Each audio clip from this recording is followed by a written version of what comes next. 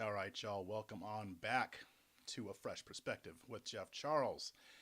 Thank you so much for listening. I appreciate you all. And I'm going to talk about the civil war in the Republican Party that's been going on for a few years now.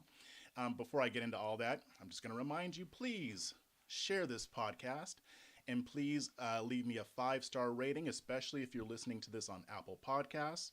And also leave me a comment, leave me a little bit of a review, just a few sentences letting people know why you love this podcast so much. Um, and also, please, again, share it. So now I want to talk about what's happening in the GOP right now, specifically when it concerns the base and Republican voters and what we've been seeing over this primary season, which is basically over. I think we might have one left, but we just saw the primary elections in New Hampshire. And what happened when it came to who was nominated is kind of a microcosm of what we're seeing across the board all throughout this year, all throughout this primary season. And we've been seeing this conflict between the old guard, the establishment, and the America First crowd, or the more Trumpian wing, the more populist elements in the party. Now, this has been brewing for some time, even before Trump came onto the scene. We had the Tea Party, right? And that was kind of the beginnings of what we're seeing today. And when he won the party's nomination in 2016, and then, of course, later, well, he won in 2015, I guess, but later he won the presidency in 2016.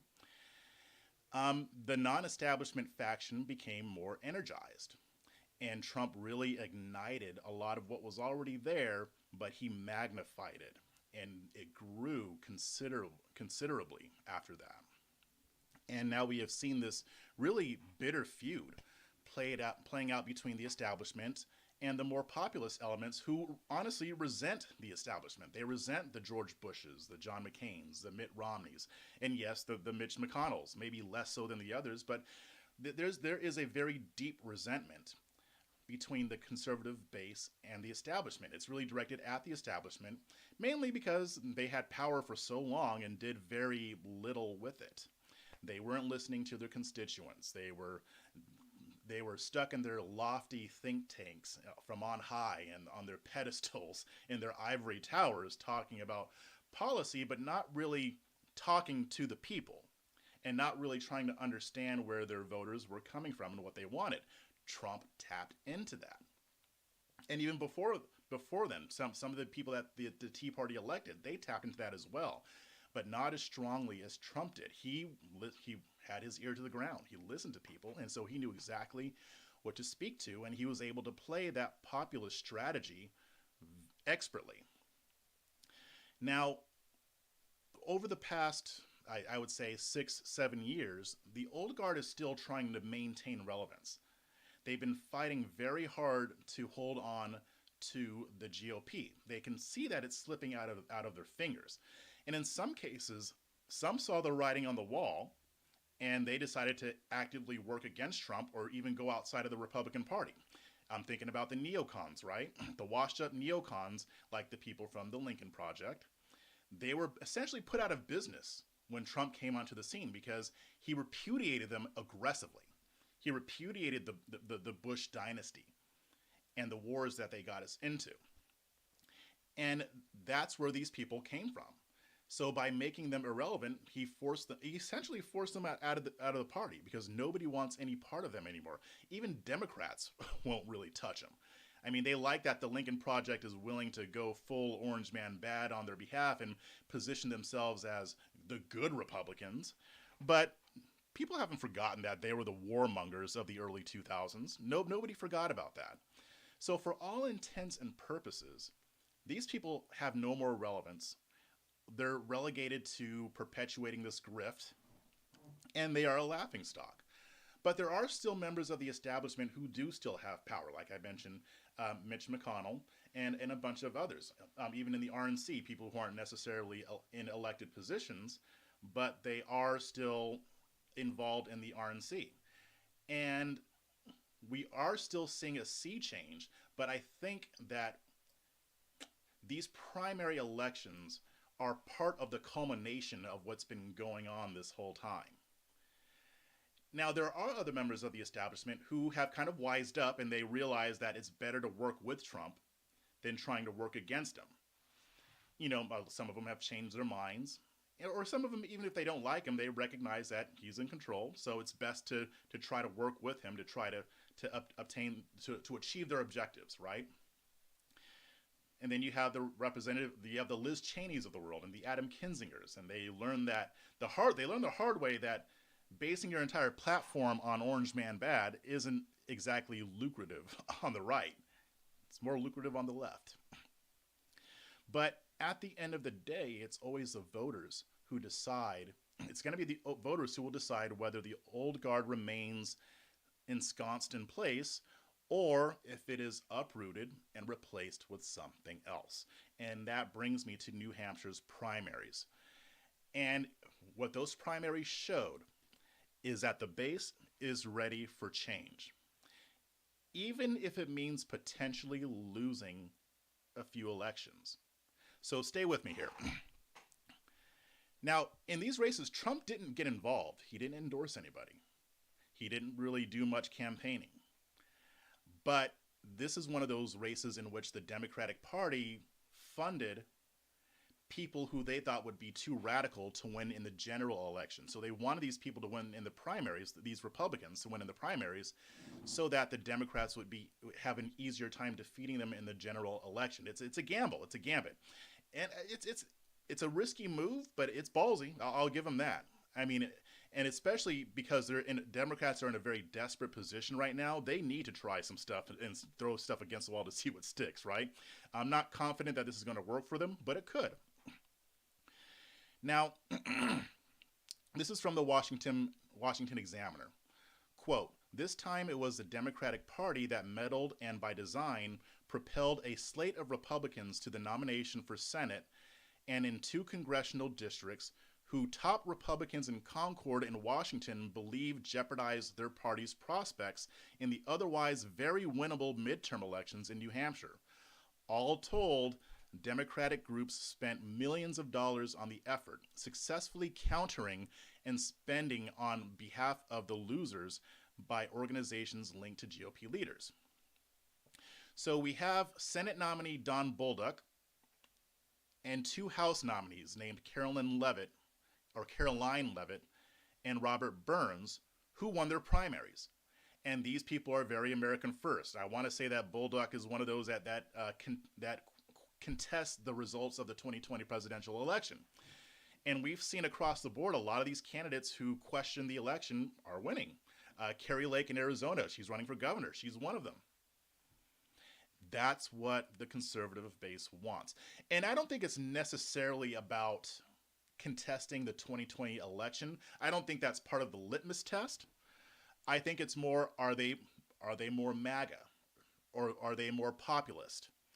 If they come off as establishment, the base is rejecting them. Very few of these people are making it through. Now, a GOP operative spoke with the Washington Examiner, and he said that the odds of these individuals defeating their Democratic opponents is, quote, competitive at the best and wipeout at the worst, with all 3 losing as being, quote, more probable.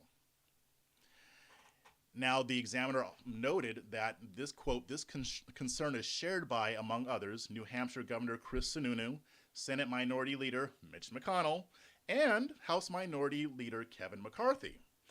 Now, McCarthy, for his part, I think he came in on the Tea Party wave, but he's gotten some flack for being a little bit more establishment, but he's also been willing to work with Trump. He's kept himself close to Trump as far as the way he moves. So I don't think people hate him as much as they hate Mitch McConnell, but this could be an issue, right? McConnell, but here's the thing, here's the difference. McConnell spent $5 million in television ads criticizing Bolduc, and he still won.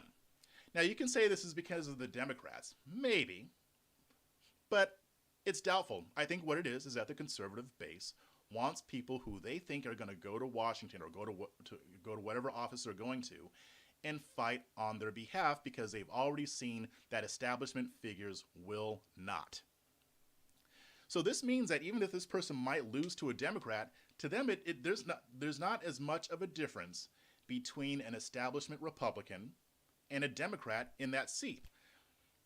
And in certain cases, they're kind of right because a lot of these establishment folks are very squishy. They're squishy types. That's what I call them because they won't fight.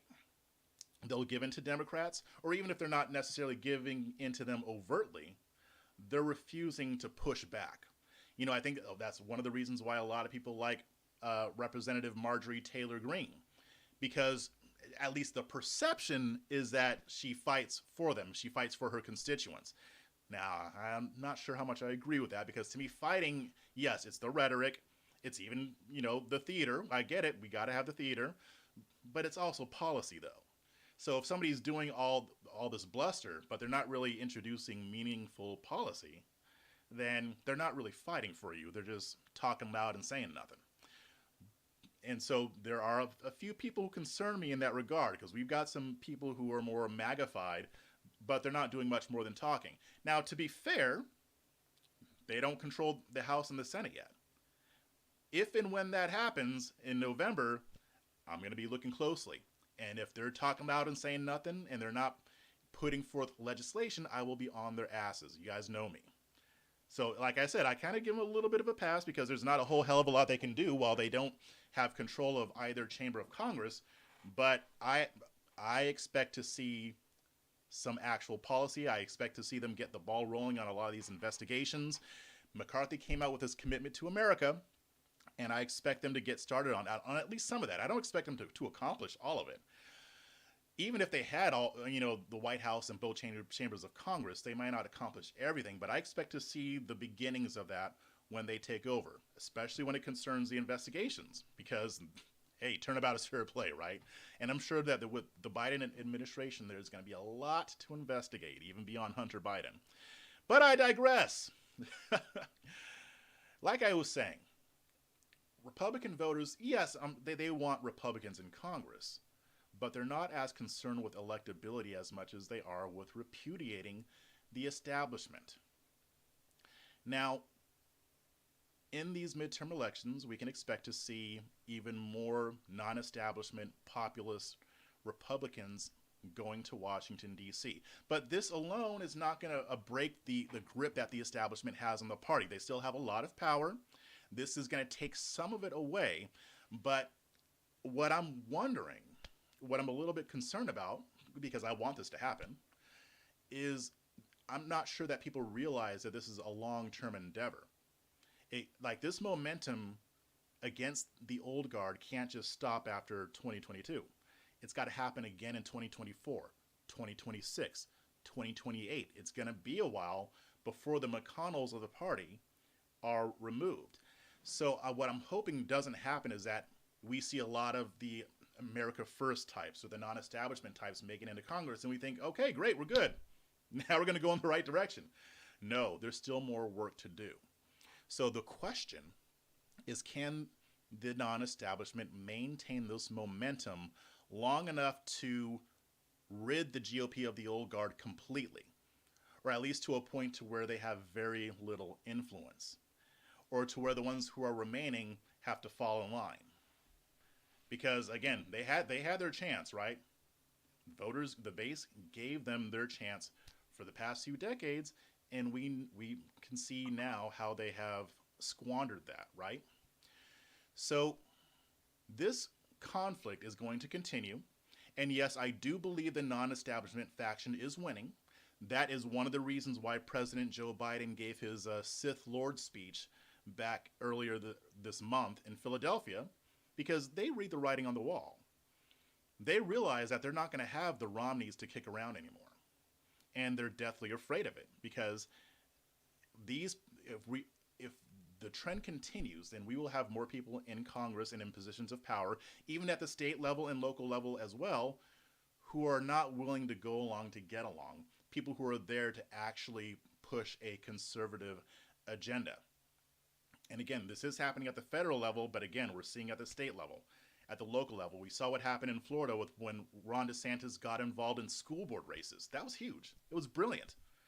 I want every Republican governor to do that. As a matter of fact, school board races, mayor races, city council, the focus does need to be local because that's where most of the power is, right? So if we want to win this, we've got to be smart. Otherwise, all the establishment has to do is wait us out. Now, that being said, and this is going to sound weird, but I am kind of optimistic about this. I think that what the change that was set in motion years ago is still going. I don't think it's going to fade out anytime soon.